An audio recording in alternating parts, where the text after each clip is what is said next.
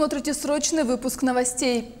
Несколько минут назад российские хоккеисты стали чемпионами Олимпийских игр в южнокорейском Пхенчхане. В финале наша команда со счетом 4-3 одолела сборную Германии. 2 шайбы ворота немцев забросил Никита Гусев. 1 гол оформил Вячеслав Войнов. И финальную шайбу уже в овертайме забросил Никита Капризов. Добавим, что для каждой из команд это была принципиальная встреча. Наши хоккеисты впервые за 20 лет боролись за олимпийское золото.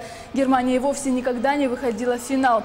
Добавим, что для России это 2-я золотая медаль зимней Олимпиады в Южной Корее. Ранее награду высшей пробы завоевала фигуристка Алина Загитова.